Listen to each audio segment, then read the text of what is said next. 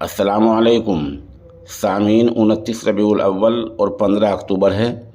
اس وقت ہم ام المدارس دارالعلوم دیوبند کے استاد حدیث حضرت مولانا محمد سلمان بجنوری دامت برکاتہم کا ایک بصیرت افروز خطاب پیش کر رہے ہیں۔ دراصل حال ہی میں قصبہ کیرانہ ضلع شاملی کی کھجور والی مسجد میں 4 طلبہ کی دستار بندی کے حوالے سے اجلاس عام منعقد ہوا تھا، جہاں یہ خطاب ہوا تھا۔ خطاب سے پہلے چند آیتیں وہاں کے خطیب اور محتمم مولانا عمران رشیدی کی تلاوت کی ہیں۔ الحمدللہ الذی وہب لی علی الکبر اسماعیل و اسحاق ان ربی لسمیع الدعاء رب اجعلنی مقیم الصلاة ومن ذریتی ربنا وتقبل دعاء ربنا اغفر لي ولوالدي وللمؤمنين يوم يقوم الحساب۔ بسم الله الرحمن الرحيم الحمد لله نحمده ونستعينه ونستغفره ونؤمن به ونتوكل عليه ونعوذ بالله من شرور أنفسنا ومن سيئات أعمالنا من يهده الله فلا مضل له ومن يضلل فلا هادي له ونشهد أن لا إله إلا الله وحده لا شريك له ونشهد أن سيدنا ونبينا ومولانا محمدا عبده ورسوله صلى الله تعالى عليه وعلى آله وأصحابه بارك وسلم تسليما كثيرا، أما بعد فأعوذ بالله من الشيطان الرجيم بسم الله الرحمن الرحيم إن الذين قالوا ربنا الله ثم استقاموا فلا خوف عليهم ولا هم يحزنون صدق الله العظيم۔ اللهم صل على سيدنا محمد وعلى آل سيدنا محمد وبارك وسلم۔ اللہ تعالیٰ کا اپنے بندوں پر مسلسل نعمتیں اور رحمتیں برسانے کا نظام ہے۔ اللہ کی نعمت اور احسان کے بغیر ایک سانس ہم لوگ گزار نہیں سکتے۔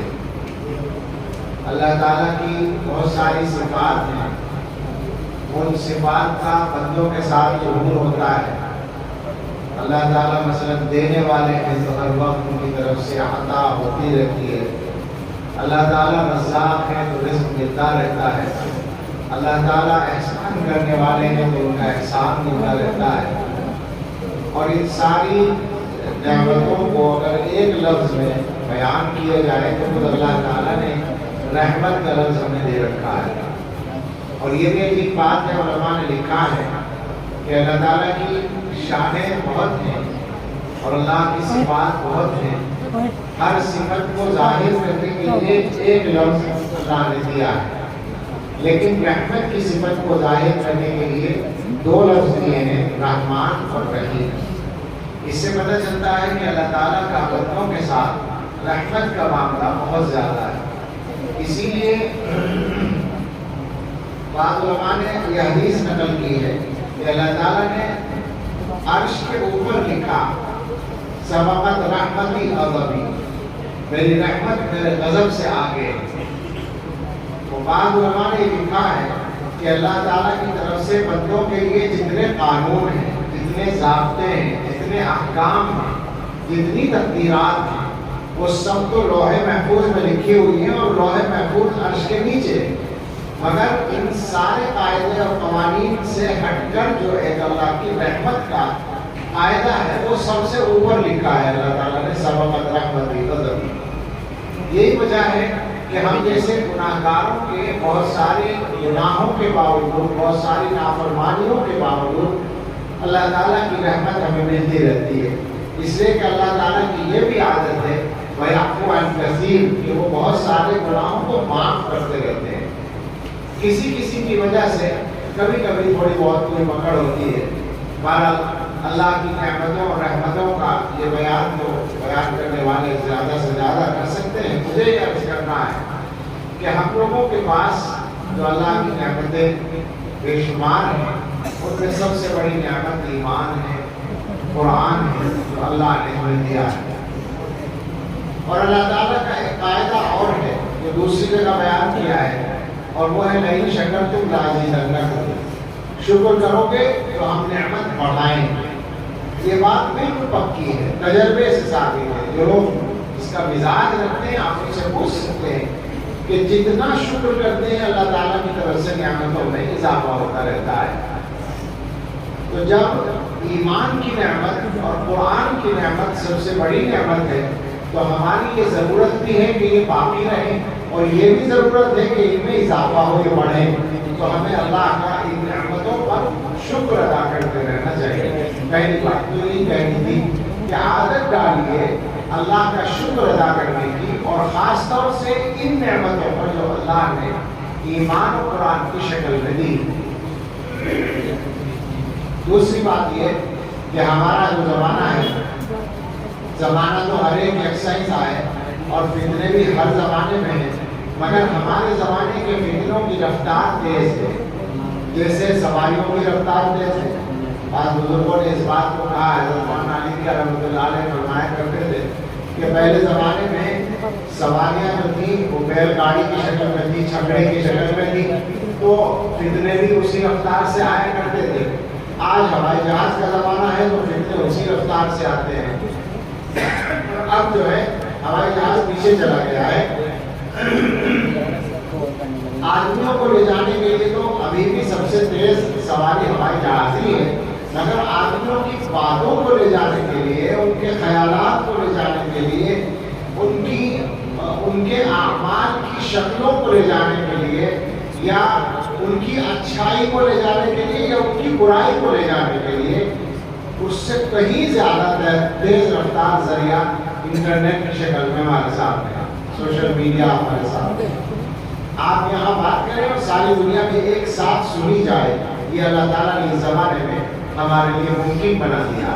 تو اس کی وجہ سے یہ فائدہ بھی ہوا کہ اچھائی کو پہنچانا آسان ہوا، اچھی بات کو تیزی سے پہنچانا آسان ہوا، لیکن یہ نقصان بھی ہوا کہ برائی پہنچنا بھی آسان ہو گیا، فتنوں کا پھیلنا بھی آسان ہو گیا.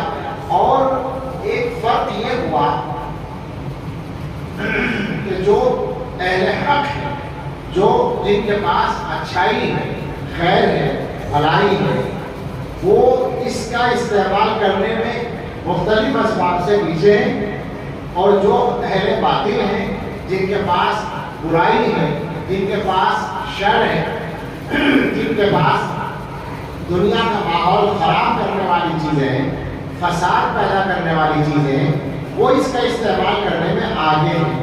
اس وجہ سے فتنے زیادہ تیزی کے ساتھ پھیل رہے ہیں. فتنے ہمارے لیے ہر طرح کے ہیں. جو فتنے ہمیں اللہ کی نافرمانی میں مبتلا کرتے ہیں، مثلا یہ موبائل دیکھ کر، انٹرنیٹ کے ذریعے جو چیزیں ہمارے پاس آ رہی ہیں موبائل میں، ان کو دیکھ کر کوئی نوجوان یا کوئی بھی آدمی کسی گناہ کو دیکھ کر اسی جیسا گناہ کرنے کی کوشش کرتا ہے، یا اس کے دل میں اس کے خیالات پیدا ہوتے ہیں اور اس کے لیے اس میں مبتلا ہوتا ہے. تو یہ فتنہ ہے ہمارے لیے اور مصیبت ہے. پہلے زمانے میں یہ ہوتا تھا، علماء کہا کرتے تھے کہ صاحب اپنے بچوں کو گھروں میں رکھو، باہر نہ نکلنے دو، بری صحبت سے بچاؤ. آج کل یہ مسئلہ ہے کہ گھر میں رہ کر بھی بگڑنے کا پورا خطرہ موجود ہے. اس سے بڑھ کر جو فتنے ہیں وہ ہیں جو ایمان کے لیے کھڑے کیے گئے ہیں. اسلام دشمن طاقتیں پوری مضبوطی کے ساتھ اور مکمل تیاری کے ساتھ اور بغیر کسی ڈر کے، ایک تو یہ ہوتا ہے کہ آپ کسی کے بارے میں بات کر رہے ہو تو آپ کو تھوڑا سا تکلف بھی ہے کہ بھائی کوئی کارروائی نہ کر دے، کوئی مخالفت نہ ہو جائے، کوئی وہ اعتراض نہ کر دے.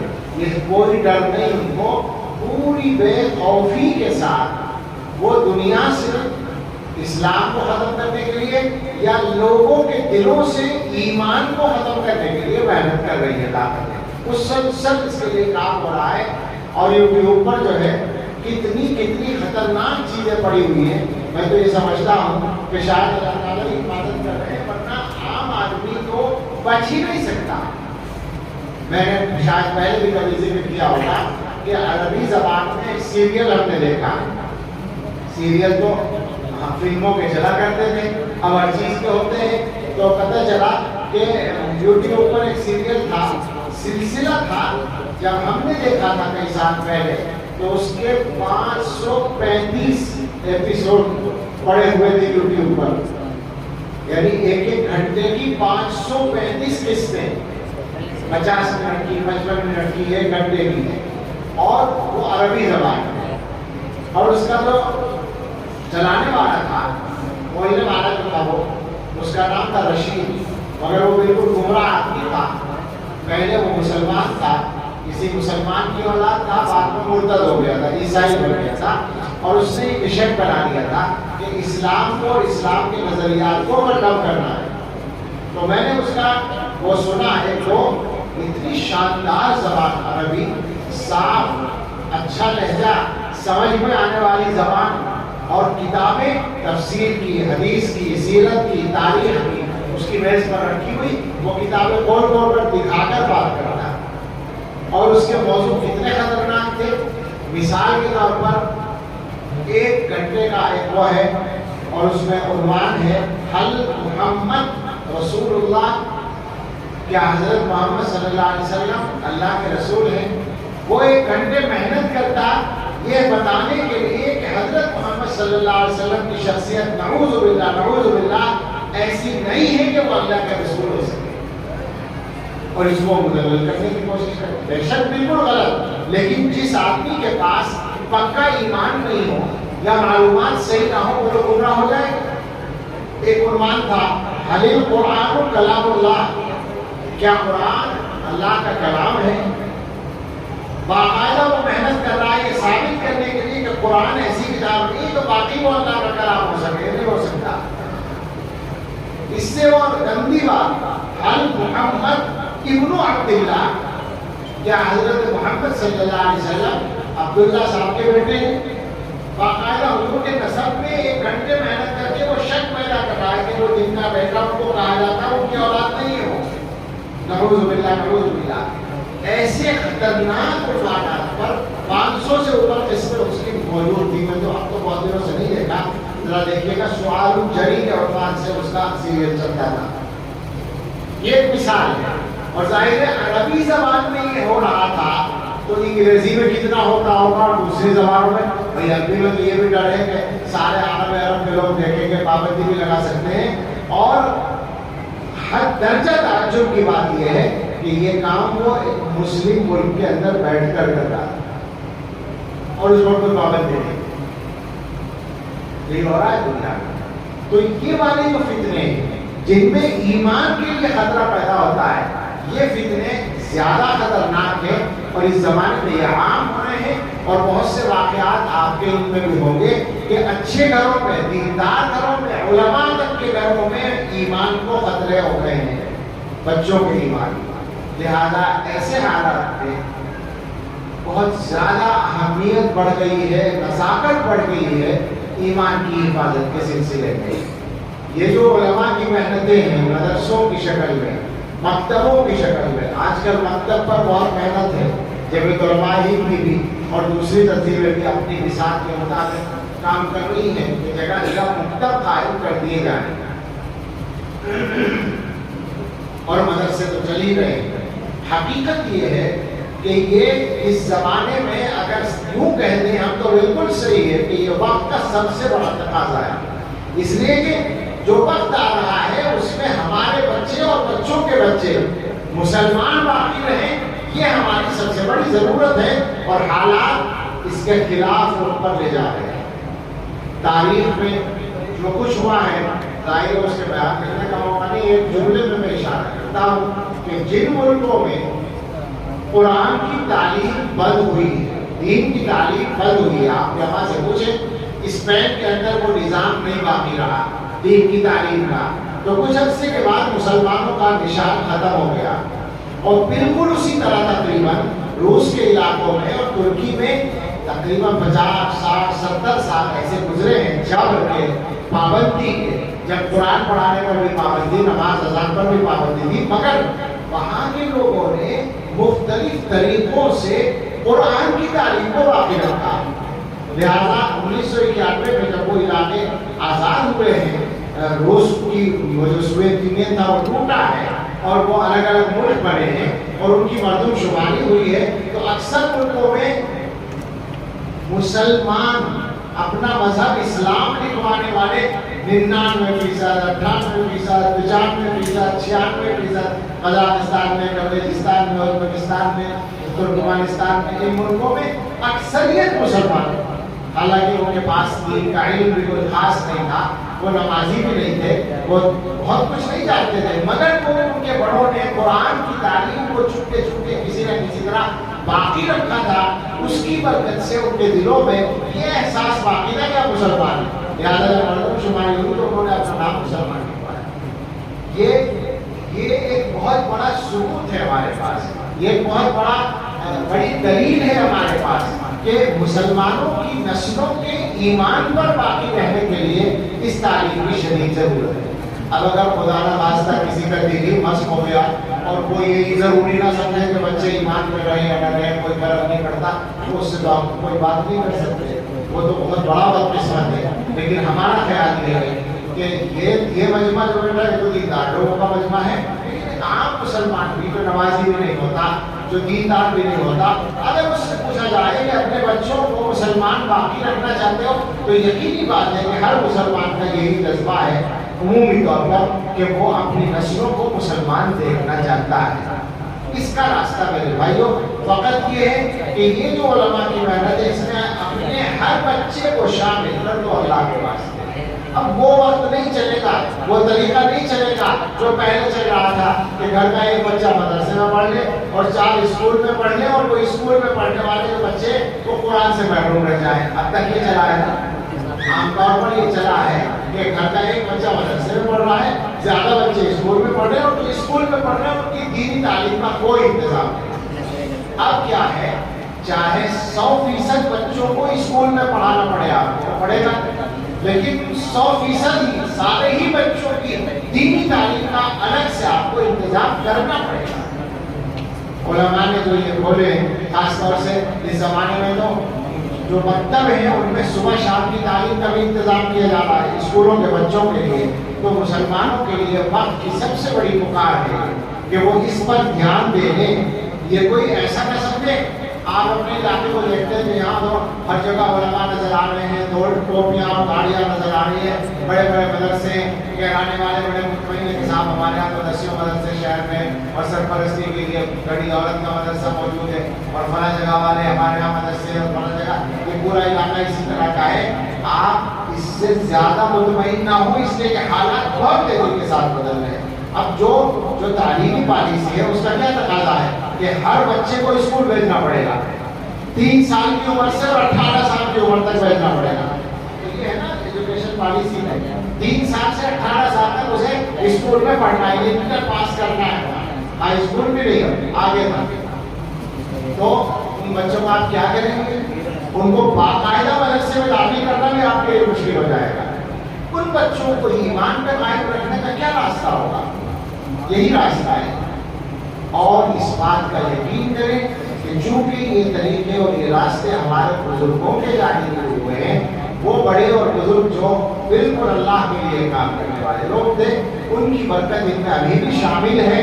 لہذا اگر آپ نے اور ہم نے ان کی قدر کرنے کا سلسلہ جاری رکھا اور اپنی ذمہ داری کو سمجھا تو انشاءاللہ پھر دنیا کی کوئی طاقت ہماری نسلوں سے ایمان نہیں لے سکے۔ یہ ہمارا فیصلہ بھی ہونا چاہیے اور یہ ہماری اللہ سے دعا بھی ہونی چاہیے اور اللہ کے بھروسے پر ہمیں اس کا یقین بھی رکھنا چاہیے۔ بس مجھے زیادہ بات کرنے کی ہمت بھی نہیں ہے اور ضرورت نہیں۔ ماشاءاللہ حضرت مولانا عامر صاحب دامت برکاتہ کا بیان بھی ہوا، اس سے پہلے غالب مولانا سامر صاحب کا، آپ کا بھی ہوا نہیں، آپ جاننا چاہیے تھے، یہ بہت بڑے عالم ہیں مولانا جاوید صاحب، اور ان سے ان کو پکڑا کرنا ایسے آسانی سے چھوڑ دیتے ہو، درسگاہوں میں بیٹھ کے کرتے ہیں، بس ضرور کرنا ہوتا ہے۔ تو बयानात भी हो चुके हैं। मैंने तो दो बातें कही, एक अल्लाह का शुक्र अदा करने की बात है, और जितना शुक्र अदा करेंगे अल्लाह की नेमत बढ़ती है। तो ईमान का और कुरान का, नेमतों का शुक्र अदा करें, अल्लाह का शुक्र अदा करें तो उसने नेमतें दी है। तो उम्मीद यह है कि अल्लाह ताला इन नेमतों को हमारे दरमियान बाकी रखेंगे। अपनी नस्लों के लिए हम इसके अलावा कुछ भी ना छोड़कर जाएं, ईमान पर उनको छोड़कर जाएं, तो ये असल चीज़ है, ये उनके लिए काफ़ी है। उनकी रोजी रोटी उनकी तकदीर की मिल जाएगी। जिस इंसान को भी अल्लाह ने पैदा किया है उसकी रोजी उतार रखी है, उसके लिए ज़्यादा परेशान होने की ज़रूरत नहीं, फिक्र करने की इसकी ज़रूरत है। अल्लाह आप सबके लिए आसान फरमाए। वहाँ में जो मेहनत कर रहे हैं, आप बच्चों ने पढ़ा है तो आप देखते हैं कि कैसा पढ़ रहे थे। हम पहले भी आते थे, उसी तरह जो सिलसिला था वही अंदाज होगा कि महानानी साहब फिलहाल ज़ाहिरी तौर पर दूसरी बड़े मैदान में खिदमत के लिए चले गए। बहुत अच्छा है, लेकिन बाबा काम और राब्ता अपनी जगह है, और वहाँ के लिए भी हम दुआ करते हैं कि अल्लाह ताला वहाँ भी और ज़्यादा खिदमत के मौके आसान फरमाए। और जो भी उलमा काम कर रहे हैं, सही बात यह है कि ये जो मदरसों में खिदमत करने वाले लोग हैं, चाहे वो जिम्मेदार और चाहे असातिज़ा हो, आपस में बेशक हम लोगों में, हम इंसान हैं, कोई बात भी हो सकती है, लेकिन आप यकीन करें कि इस तबके से ज़्यादा मैं डरते डरते कहता हूँ ये बात, अल्लाह से भी डरता हूँ और ये सोचता हूँ कि कोई बेहतियाती ना हो जाए, मगर ज़रूरी समझ कर कहता हूँ, बार बार कहता हूँ, इस तबके से ज़्यादा दीन के लिए और आपके लिए कुर्बानी देने वाला कोई और नहीं है। ये पक्की बात है। ये बिल्कुल हम कहेंगे, खुलकर कहेंगे, अपने अल्लाह से माफ़ी मांगकर कहेंगे कि अल्लाह आप पर कोई एहसान नहीं है, आपके दीन पर कोई एहसान नहीं है। 1000 दफ़ा ये बात है कि हम अल्लाह के मोहताज हैं और उसके दीन के मोहताज हैं, लेकिन अपने मुसलमान भाइयों से ये कहने में हमें तकल्लुफ़ नहीं है कि तुम्हारे ऊपर एहसान सबसे ज़्यादा इनका है। और उसकी वजह बिल्कुल जाहिर है कि ये मदरसों में रहकर जो कमाते हैं, ईमानदारी से सोचो, ये दुकान लेकर बैठे, तिजारत करने बैठे, तो क्या इससे कहीं ज़्यादा नहीं कमाएंगे? सोचने की बात, ये क्या बात है?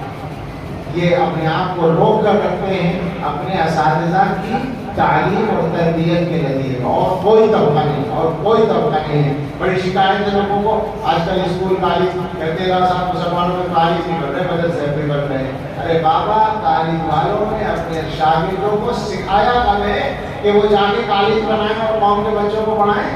उनके अंदर ये जज्बा कहाँ पैदा किया है? इसके लिए तो पिता मारना पड़ता है, अपनी इज्जत को दाव में लगाना पड़ता है। इदारे कायम करना आसान नहीं होता। कॉलेज वालों ने अपने बच्चों को ये तरबियत दी होती तो उनके कॉलेज में खुलते जरूरत है। उलमा ने अपने शागिर्दों को सिखाया है कि जो तुम्हारे पास है अमानत है, इसे आगे पहुंचाना है। ये सबक अपने उस्तादों से सीख कर गिरा में बांध के बैठ जाते हैं और पिता मार के बैठ जाते हैं। अपनी और अपने बच्चों की ज़रूरत किस तरह पूरी करते हैं वो जानते हैं और अल्लाह जानता है। मुसलमानों को इस बात को हमेशा याद रखना चाहिए। ये जो आ जाते हैं लोग 2-2 रुपए का हिसाब देने के लिए, लेने के लिए, उन्हें अल्लाह से करना चाहिए। ये लोग किस तरह से काम करते हैं और क्या कुर्बानी देते हैं, आप कभी समझ ही नहीं सकते।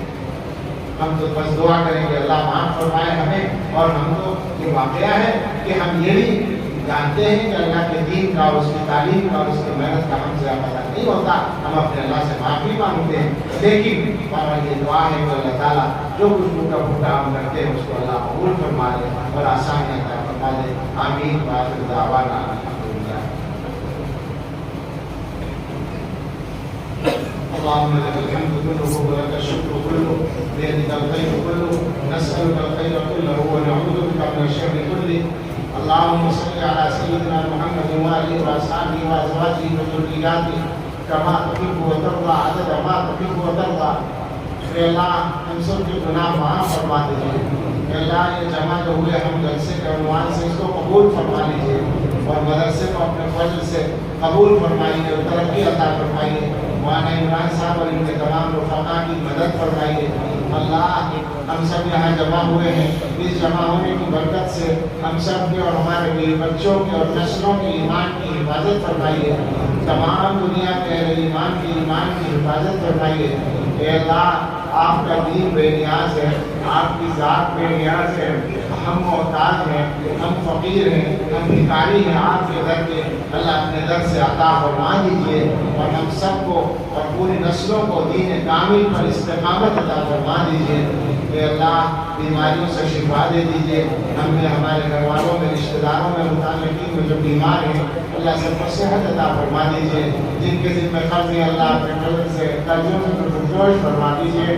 جو بے گھر ہیں انہیں آرام بے گھر دے دیجیے، جو بے روزگار ہیں انہیں برابر کا حلال روزگار دے دیجیے، جو مقدموں میں گھسے ہوئے اللہ بری کر دیجیے، جو جیلوں میں بندے اللہ رہائی دلا دیجیے۔